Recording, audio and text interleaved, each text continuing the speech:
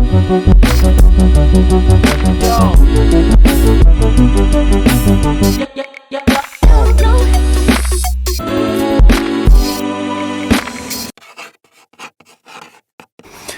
going on, guys? Welcome to another episode of the Ask Tony Show. This is episode number 10. Thank you so much for joining me today. Today I wanted to do something a little bit different.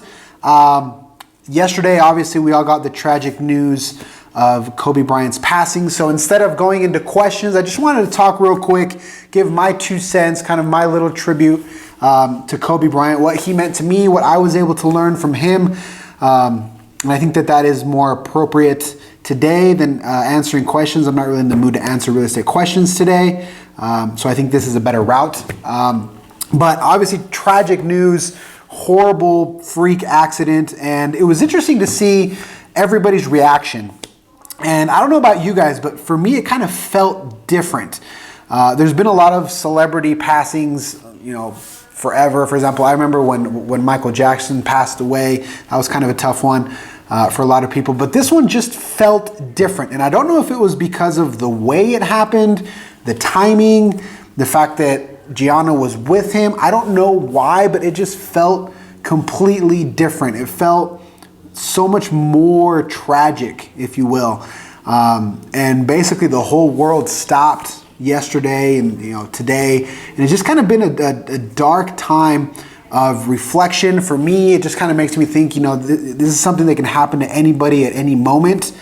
And you just never know. And it's such a cliche because people always say, you're not promised tomorrow and things like that. But it's just so true. And tragedies like this one really bring that to the forefront of, if you have some petty grudge or petty argument with someone that's close to you, you got to give that up.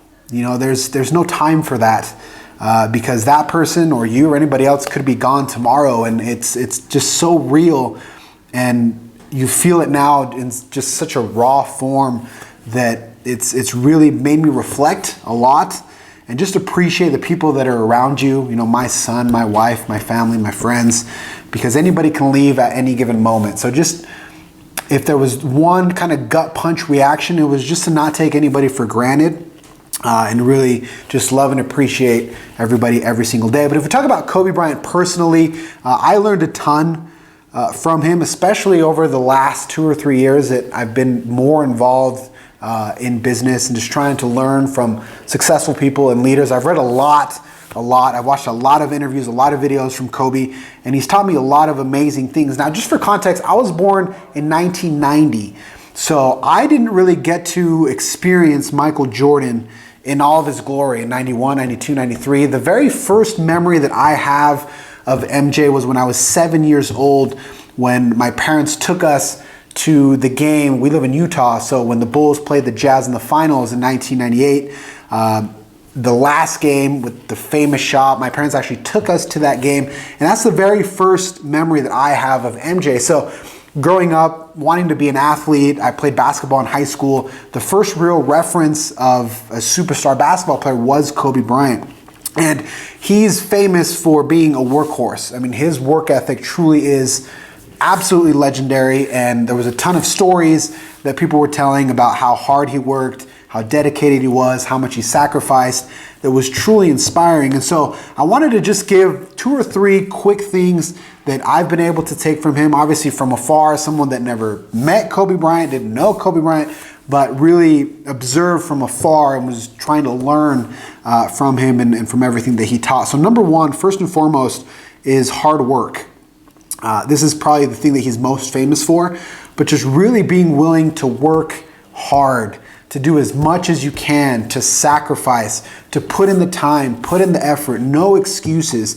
And something interesting that kind of caught me off guard was everybody was telling stories about Kobe, and people like Stephen A. Smith, Mike Wilbon, and others that are famous in the media told stories that Kobe Bryant was not that way just as it pertains to basketball, but he was that way with everything. Stephen A. Smith told a story that in some way Kobe Bryant found out that Stephen A. Smith had high cholesterol, and he would get on his case about that, about how he had to fix that. Mike Wilbon about parenting, how Kobe would always get on his case about being a good parent and things like that. So the famous Mamba mentality is something that we can all take, that we can all apply in our lives, whatever the capacity, in regards to just working hard and being willing to sacrifice, that pursuit of excellence, that pursuit of perfection, of improvement. I think we can all take from that. Another big thing for me was his ability to love losing. He won 5 championships, which is incredible. Very few players get to win 5 or more championships. But not only that, but he played for about 20 seasons and he only won 5 championships, which means he lost about 15 times. So he didn't win every season. He didn't win every time. And I was actually listening to an interview that he did for Valuetainment with Patrick Bet-David about, I don't know, maybe it was like a year ago.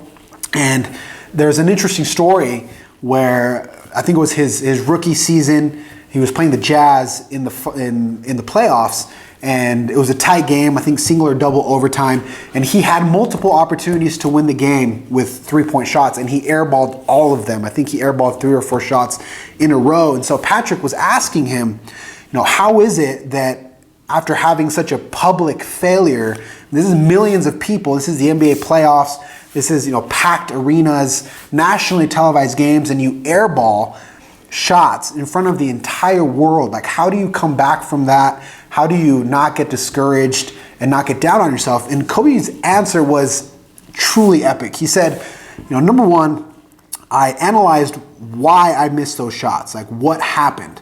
And kind of in a nutshell, he was tired. It was a lot of games. He came from high school to the NBA. He played a lot more games, back-to-backs, and so his legs just weren't there. And so Kobe said, I understood why I missed those shots. And I made myself a promise that I was going to put in the work so that never, ever happened to me again. And then Patrick asked him, and he says, okay, I get that, but how did you personally come back from the embarrassment of a failure like that? And Kobe said, it's not about me. Like, I realized that it's not about you, man. Like, you got to get over yourself and just be better. It's not about you. At the end of the day, it's not about you. And so I really took that to heart, because how many times when we have a failure in our lives, do we point fingers? Do we get upset? Do we get down? Do we get depressed? Do we get discouraged? And Kobe, his advice was just get over yourself. Do what you have to do to get better, and no complaining, no whining. Just get back to work and analyze what happened and why it happened, and then change something so that never ever happens again. So that's something that I've tried to incorporate in my life, obviously not in a basketball sense, but just in life. When you have a loss, when you have a failure, just get back to work and develop the ability to analyze yourself from an objective point of view. Just completely objective, with no excuses, with no finger pointing, just what happened, why did it happen, and how can I avoid it happening in the future? And then attacking that point with just relentless work. So I think that Kobe Bryant, more so than just being a basketball player, he was the living embodiment of hard work, of hustle, of sacrifice. And it's just universal principles, guys, that we all can apply in one way or another. So losing somebody who is the personification of that is extremely painful. And just the last thing that I take away from Kobe is just leading by example. Everything he did, everything that he preached to other people or gave people advice to do, it was something that he had already done, and to a very, very high level. So people tell stories that some people, some of his teammates, sometimes weren't the biggest fans of him because he kept people accountable. But the reason why he was able to keep people accountable so intensely was because he led by example. He never asked somebody else to do something that he wasn't doing himself. And so I think that that's important, because at least in my own little bubble of business, I expect a lot from the agents that are on our team, but I have to set the example. I have to do it more. I have to put out more stuff. I have to make more phone calls. I have to put in more time to then be able to go and give advice to somebody else and hold them accountable. So leading by example, learning from your failures, working super hard, and just trying to be perfect, trying to be as perfect as you can, I think embodies what is the Mamba mentality. And I think that it's something that we all need to apply in one way or another. So Kobe, you'll be missed. Gianna, obviously a tragic, horrible loss. My heart goes out to your entire family, and the world will miss you. So hopefully we can all learn from him, take some of those action items into our lives, and just be better.